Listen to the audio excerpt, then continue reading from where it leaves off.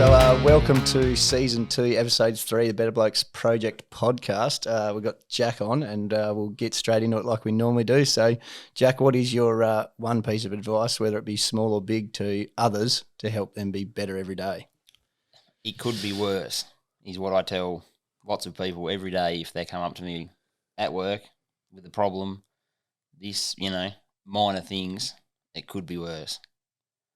Like sometimes they'll be big issues, sometimes they'll be small things, but it always could be worse.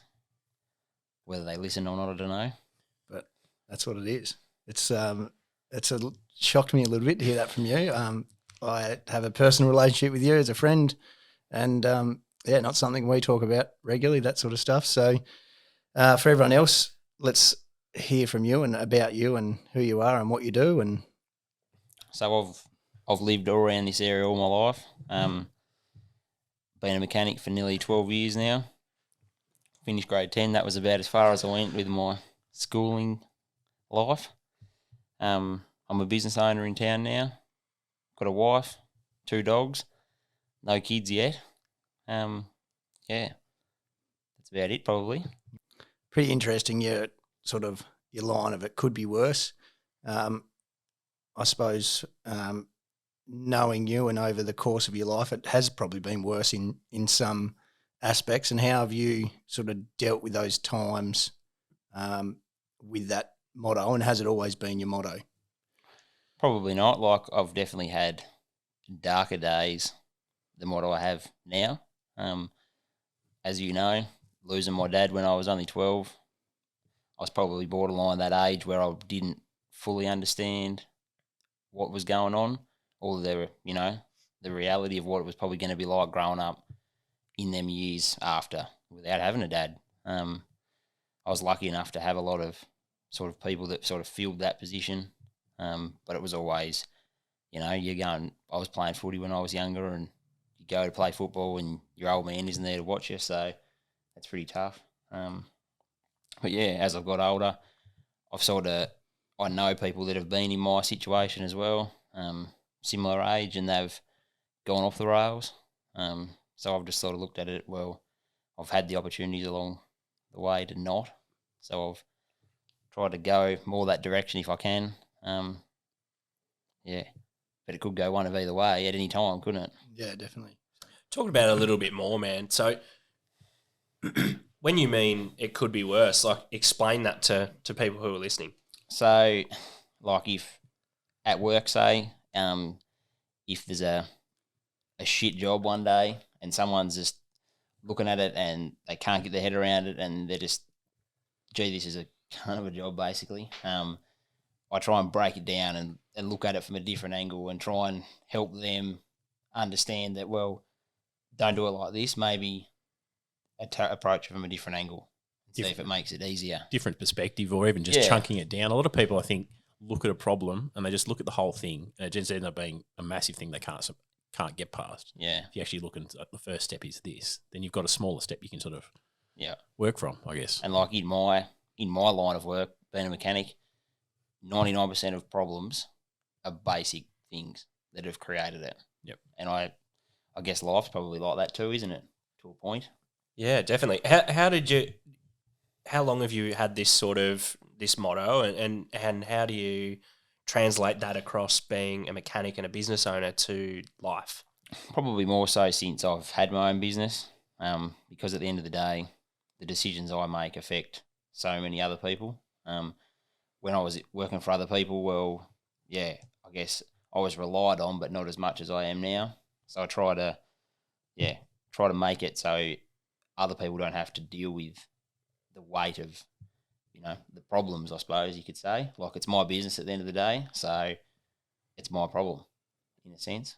Talk to that a little bit more. Like, how does that affect your mental health, knowing that, like, assuming you've got staff and the decisions that you make ultimately sort of, they fall on you at the end of the day, but they are sort of impacting others. How do you cope with that mentally? And it is tough. Like, just as you think that your day is going to work out and everything's going to be good, someone will call in sick, and then all of a sudden things have just turned to shit, and you thought, finally, I've got a day that things are going to be running smoothly, and I'll be able to catch up or whatever, but it doesn't happen. So Is that How do you cope with that? Yeah, I guess when something like that happens, is that something like you're like, oh, I was going to catch up, but is it just a matter of going, well, I'm not going to catch up today, but that's okay. I can do something. There's always tomorrow. Yeah, do something else to deflect those customers that were coming at me pretty hard. Yeah, in a sense, like I used to sort of push really hard to try and get stuff done when it needed to be done, working longer hours, work back late, working of a weekend and that, but when you break it right down to at the end of it, it probably isn't worth it because you're more stressed. You start having arguments at home. You don't start taking that shit home. Yeah, that's right. You don't ever feel like you get that break. If you work a weekend, you work all week. You work a weekend. You're back there the Monday morning. You don't feel like anything's changed. Yep. And yeah, you haven't really had that de-stress, I suppose, in a way. Yep. I know we had Josh on a couple of weeks ago, owner of Buttons, and he was sort of talking a little bit about his, I guess, entrepreneurial journey. Like, to throw that question at you, and entrepreneurial is such a wanky word, fucking being a business owner. How did you go from being a family man with a wife and all that other kind of stuff, I'm assuming a mortgage and bills and all this shit to pay, going from being a salary man 9 to 5 to then deciding, hey, I'm going to take a risk here, pretty massive one, and go start my own business? How was that for you? As I sort of progressed as being a mechanic, I slowly got sort of more and more responsibilities. I started out just being an ordinary mechanic, and then I became a workshop foreman, and I had 4 or 5 different blokes under me. And then I looked at it as if I was already in that position of having my own business anyway. So what was I doing? Why was I doing it for someone else, in a sense? My wife, she's a school teacher, so I guess that gave me a little bit more security on the home front of it.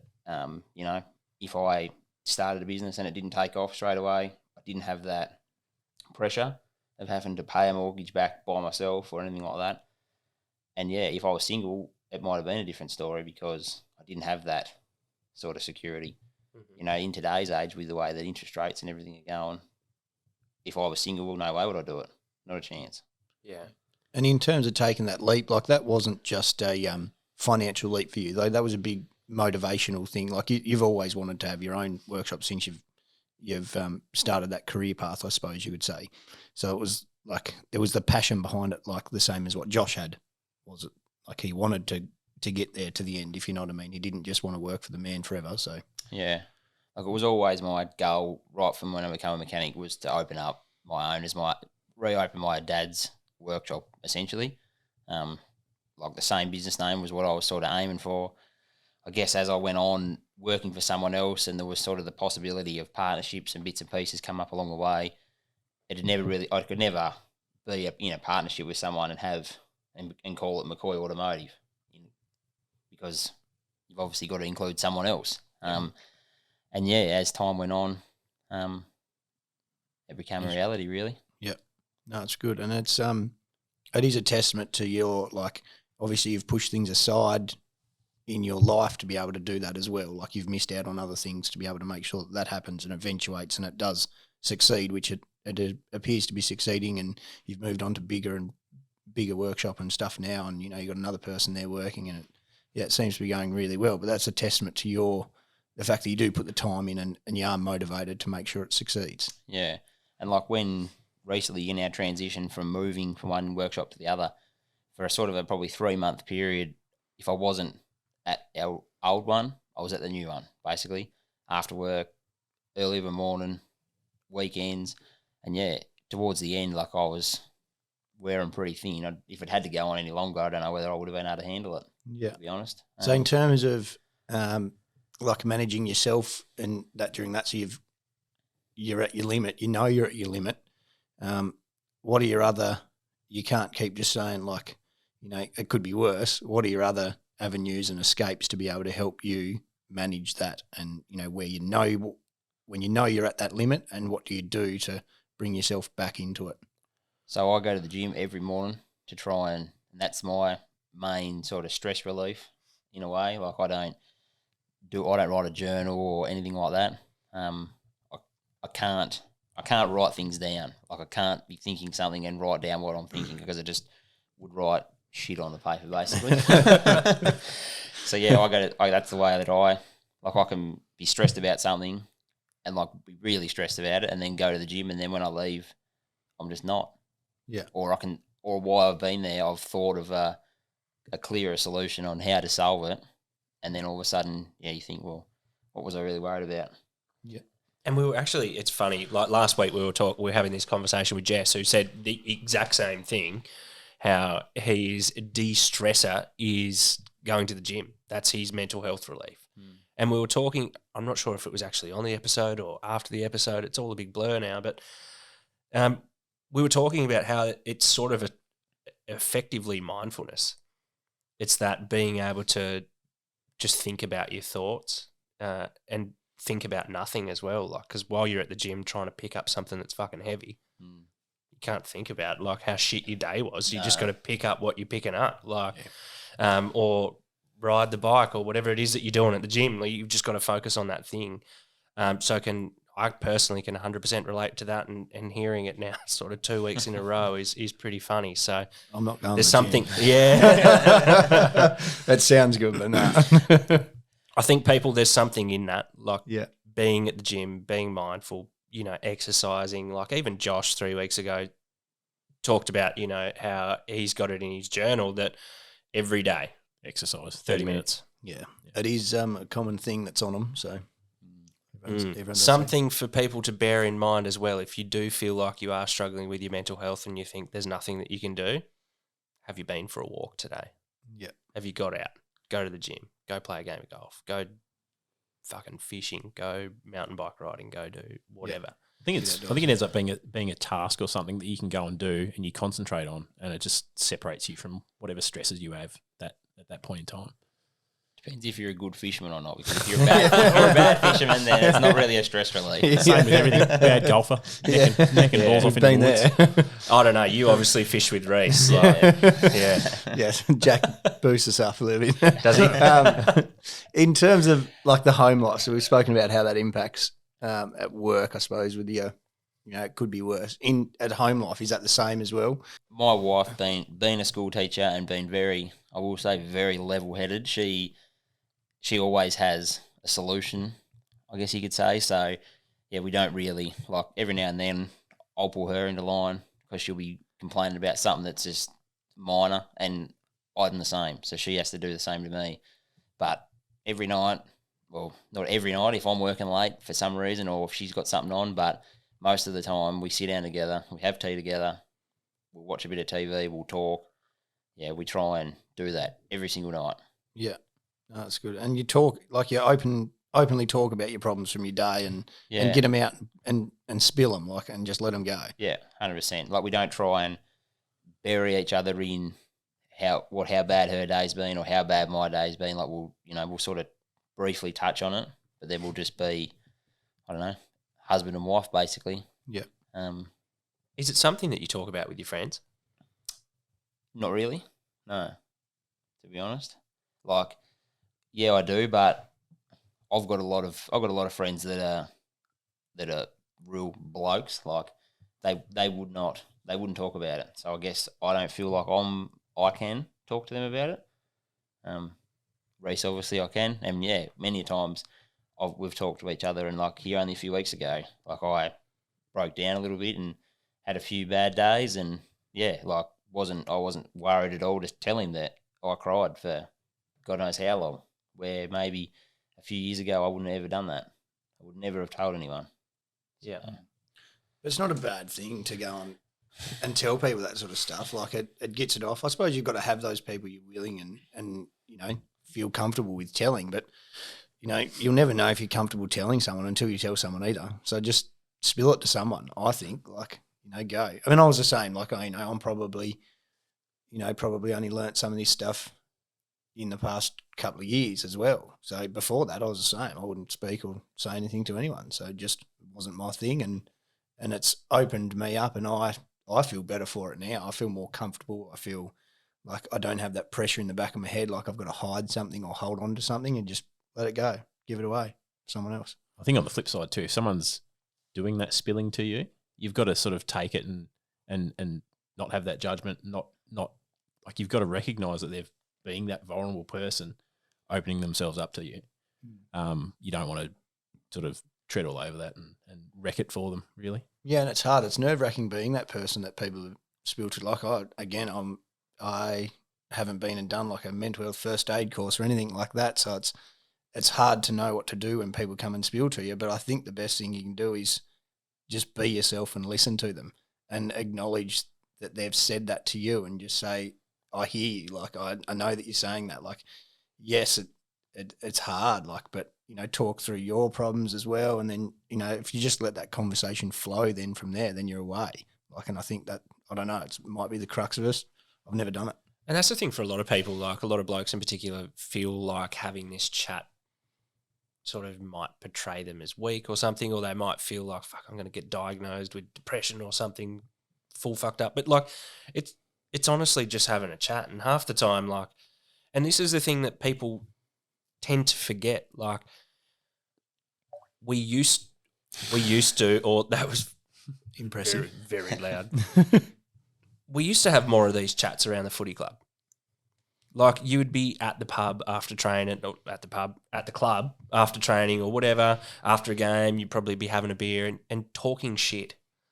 Like talking shit to people, or at the pub or whatever. And it seems like we've got to this point in community at the moment where we're just so busy that we just don't often talk to one another. And like a lot of older blokes, like I've had a lot of conversations with older blokes that sort of, you think of those like, manly dudes, we don't talk about our feelings. But then they'll be the first people to tell you how much they used to love to, talking to the neighbour, or like talking to each other on the porch, or going down the pub with the boys and having a beer or whatever. And the funny thing is, like, when you actually understand the chemistry of alcohol as a whole is a mood enhancer. So if you feel like shit, it's going to make you feel more like shit. But then what people don't understand is they're at the pub having a chat to people and they start to feel better, and they sort of correlate it to the beer. But it's actually just the having a chat. It's the talking that's making them feel better. It's funny, but it's pretty common in men, to be honest, is not feeling like they should have that chat. And look, you don't have to spill your whole guts. Like, just start by sort of saying how your day was. And yeah. And at the end of the day, the person that it could be spilling to, like, for us, I suppose, like, you're probably a friend to a friend, but you're also where I took my car when I had a problem with it, which was a few times in a row.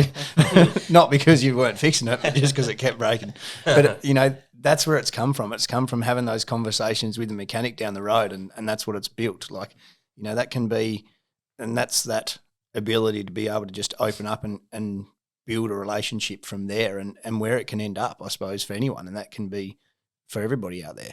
Mm. Yeah. On that, how do you manage your own sort of like mental health, aside from perhaps talking to your wife and going to the gym? Is there anything else that you sort of that you do to look after yourself, or not really? Not really. Like if I ever just sort of need a bit to clear my head, I don't go for a walk. I might just go down the shed and just tinker around down the shed and tidy up a bit. Not that I need to tidy up because I don't spend much time in there anyway, so it's always tidy. There isn't really any other ways that I find that I get what I need out of going to the gym and talking to Simone about any issues. To be honest, when we first got together, I probably wasn't as open with her. If I did have things going on, I'd try to maybe solve it before I told her, in a way. Like if there was an issue with something, if I had a problem at work or whatever, I wouldn't go home and bang on to her about it. I'd just deal with it and then maybe tell her later, maybe not. There's probably some things I haven't told her that I probably should have done over the years, but now I'll openly tell her because there's no reason why I shouldn't be. Yeah. Can you pinpoint a spot in a point in time where you've gone, like you've got this advice, which is it could always be worse. Where did that come from? Can you pinpoint a time or a situation or something where you've gone, this is where that started? Maybe if as I was growing up, seeing things and people that if they had a problem with something and just sort of watching me, especially if I knew maybe a different way to go about it, whether it was at work or whether it was doing something at home or anything like that, and watching someone like go about it and just completely fuck it up or just think why are you going about it like that? Yeah. And yeah, like make a small problem into a big problem. And yeah, I just couldn't understand why. I guess if you're trying to think of something or trying to solve a problem or whatever it might be, if you don't stop and actually just think about the first problem originally, then it can just blow out of the water, and all of a sudden, you start arguing with people, like you said just before. You start bringing your shit home. Yep. Then you're arguing at home, and then yeah, you've turned one argument into 5, and that's right. And then all blown out of the water now. Yeah, then you're arguing about pointless shit, and you forget what you was even originally arguing about. Yep. Yeah, right. It sounds like something that you've had for quite some time then. Yeah, to be honest, I can't probably pinpoint the exact point where it come from. So within your business, like you manage not just people, but you got family in the business too with your mum there. How do you go, your mum working for you? She treats me like I'm her boss before I'm her son. Yeah. Which until 5 o'clock. Until 5 o'clock, yeah. And then I give her anything that I need sewed up or anything like that. Here's my washing, mum. Yeah, like we've got that respect for each other where, yeah, through the day I'm not scared to ask her anything, or if I've done something that's pissed her off, she's not scared to come and say, listen, you probably should, go and sort that out, or you probably shouldn't be speaking to someone like that if I raise my voice at someone. And yeah, don't get me wrong, like the customer is always right and all that, but I have had my moments where I've probably elaborated a little bit too much than I probably should have done with people.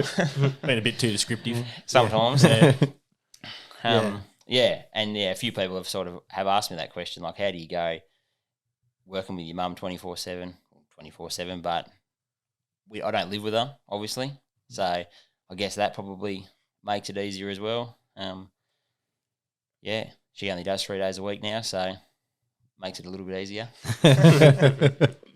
No, very good. I think we've managed to get a fair bit of stuff out that's going to be beneficial for a lot of people. So, yeah, is there anything else that you thought of during this chat, or anything like that you wanted to share with everyone? Or no, I don't think so. I think everything's been covered that I sort of had thought about.